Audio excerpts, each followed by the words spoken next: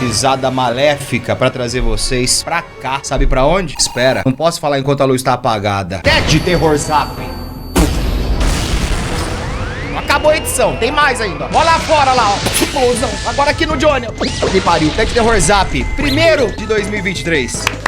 Ou não, calma, pera. Ou é o primeiro desse apartamento aqui? Acho que é o primeiro desse apartamento aqui. Pra quem não sabe, essa série aqui consiste em vocês mandarem histórias sobrenaturais que aconteceram com vocês, reais, tá? Porque só pego uma história real e conto aqui. E a gente fica em choque. E a gente, mas, tá ligado? Eu fico de boa. Eu rezo 3 Pai Nosso sempre antes de gravar. E pra mim, assim, ó, eu venho protegido. Demorou? Hoje vamos ler a história da Sofia. E o título foi que me chamou a atenção, mano. Meu avô morto me salvou da morte. Agora, como que isso foi acontecer, só Deus sabe. Vamos entender. Olá, Ted. Me chamo Sofia e hoje tenho em dia 17... tem que ler direito. E hoje em dia eu tenho 17 anos. Mas essa história aconteceu quando eu apenas tinha 11. Eu me lembro até hoje e ainda sinto muito medo. O meu avô...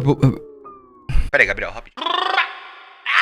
Foi. O meu avô, por parte de mãe, havia morrido quando eu tinha 4 meses de vida. Eu nunca cheguei a conhecer ele e minha mãe nunca havia falado sobre ele pra mim. Mas ele era uma pessoa extremamente violenta e tentava matar as próprias filhas. E um dia quebrou o braço da minha avó, pelo que minha mãe contou. É cada macho escroto que a gente vê por aí, que meu Deus. Hoje eu moro em uma cidade bem do interior do Rio Grande do Sul. Olha, é uma guria. Mas quando eu tinha 11 anos, era muito mais interior.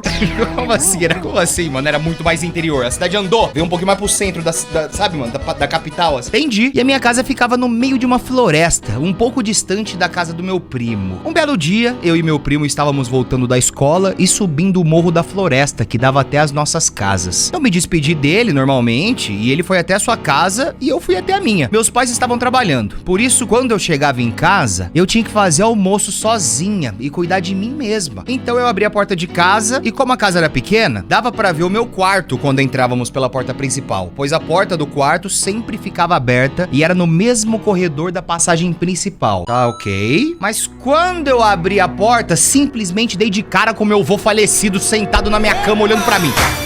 Ó a merda, ela nem conheceu o vô. Ele tava sem expressão alguma, apenas me encarando. Eu fiquei em choque quando eu vi aquilo, mas como eu não o conhecia, achava que alguém havia invadido a minha casa. E eu fui correndo até a casa do meu primo chamar a mãe dele. Quando ela olhou a casa, disse que não havia ninguém lá e que não tinha sinais de invasão nem nada. Então ela constatou que eu apenas estava enganado e que poderia ter me confundido com algo. Mas eu sabia o que eu vi e passei a tarde toda na casa do meu primo com medo de voltar lá. Chegou a noite e a minha mãe foi a primeira que chegou em casa. Então eu contei tudo pra ela e falei da aparência do homem que eu vi, e ela logo pegou um álbum de fotos e pediu pra eu apontar pro homem que eu vi. E pra sua surpresa, eu apontei pro meu avô. Ela ficou em choque e logo me levou pra benzer. Eu tava assustado e não sabia o que tava acontecendo. Então passaram-se alguns dias e eu comecei a dormir com a minha mãe. Ih, 11 anos dormindo com a mãe aí. Tô brincando. Imagina, se você vê seu avô morto andando pela casa, eu também faria isso. Com 28 anos. Ela não deixava eu dormir em meu quarto sozinha. E eu tinha que ficar na casa do meu primo até ela ou meu pai voltarem do trabalho. Eu também faria a mesma coisa, não ficaria sozinho nessa casa aí não, mano. Um mês se passou e eu já havia quase esquecido disso. Eu só tava preocupado em brincar e entrar na piscina por causa do calor do verão. Mas algo estranho aconteceu. A minha cidade toda tava em perigo, pois soltaram a notícia de que haviam soltado um tigre na floresta da cidade, justo onde eu e meus parentes morávamos. Meu pai trabalhava na lavoura e tinha vários quilômetros de terra onde havia plantado. Então ele tava no perigo maior, pois ele iria pra lá todos os dias, né? Mandaram avisos pra todos nós não irmos pro fundo da floresta e tomarmos cuidado com os animais domésticos e fazendas que alguns moradores dali tinham. Mas como nosso sustento sempre foi da lavoura, não tinha como meu pai parar de ir pra lá. Caso contrário, ficaríamos sem dinheiro e sem comida. Então meu pai continuou indo, mas dessa vez a minha mãe largou seu emprego e começou a ir com ele. Legal, ela vai junto pra morrer os dois.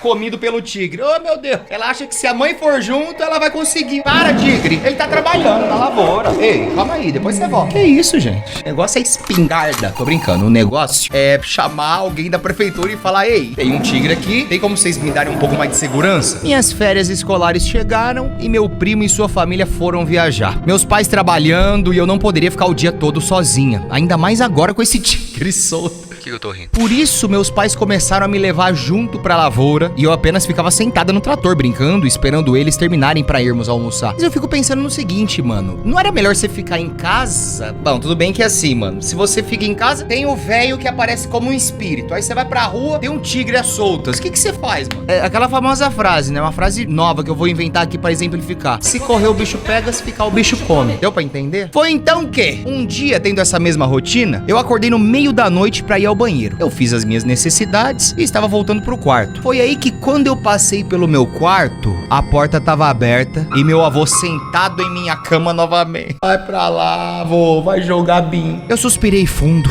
e, mesmo morrendo de medo, me aproximei e disse: oi. Ele não respondeu e apenas me olhava. Passou alguns minutos e então, quando eu tava prestes a correr pra minha mãe, ele soltou: amanhã, não vá com seus pais. Dê alguma desculpa, minha filha, mas não vá.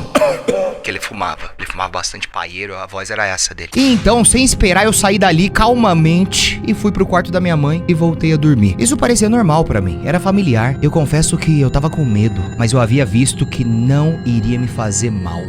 Beleza. Não me parece ser o mesmo cara que era agressivo e que tentava matar as próprias filhas e batia na própria esposa, tá ligado? Parece que ele voltou melhor, o espírito dele é mais legal. Enfim, na manhã seguinte, disse que estava com uma forte dor de barriga e que gostaria de ficar em casa, o que realmente era verdade. A minha mãe disse que ficaria comigo e meu pai poderia ir sozinho, pois ainda não era época de colheita e que só precisaria molhar tudo. Bom, assim feito. Fiquei em casa com a minha mãe e na hora do almoço, meu pai voltou pra casa com o trator e desceu rindo. Tava dizendo que foi sorte que eu não fui com eles, pois justo o banco onde eu sentava no trator havia caído dele e meu pai tinha passado por cima do banco, assim, estraçalhando ele. Meu Deus, seu avô te salvou então. Foi assustador pra mim, mas hoje eu sei que meu avô me salvou e sou grata por isso. Eu poderia nem estar aqui agora. Desde o acontecido, meu avô nunca mais apareceu. Agora, sempre que conto essa história, meus parentes ficam sem acreditar, principalmente minha avó, que mesmo sentindo saudade dele, aceita que a morte foi a melhor coisa que aconteceu com ele, pois finalmente ela tá em paz agora, né? Sem se preocupar em dormir com medo, pois agora sabe que não terá ninguém pra tentar matá-la. Nossa. Assim era o trator do meu pai. Não achei foto dele pessoalmente, pois meu pai mora longe e não tem celular. Aqui, ó, deixa eu ver. Esse é o trator. E qual que é o banco que você sentava? Esse banco de trás? Tem um banco de trás aqui, né? Mas como é que o banco ia cair e o trator ia passar por cima, sendo que ele tá indo pra frente? Então se ele tava de ré, aí você cai, pum, aí o trator vem de ré e te mata.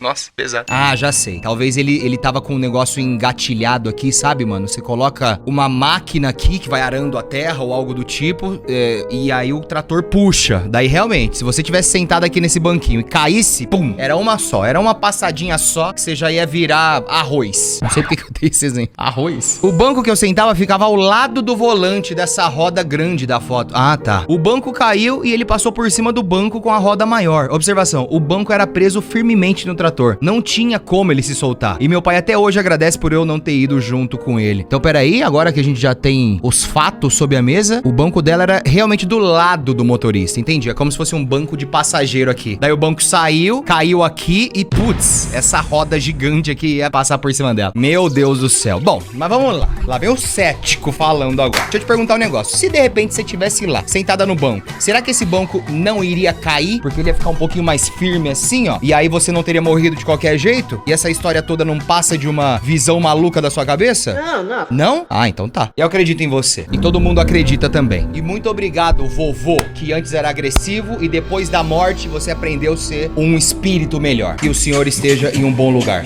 Família, esse foi o TED Terror Zap de hoje. Se você quiser participar, é aqui esse e-mail que tá aqui embaixo, tá? Muito obrigado, família. Eu vou voltar pro escuro, igual todos os jornais finalizam. E tchau.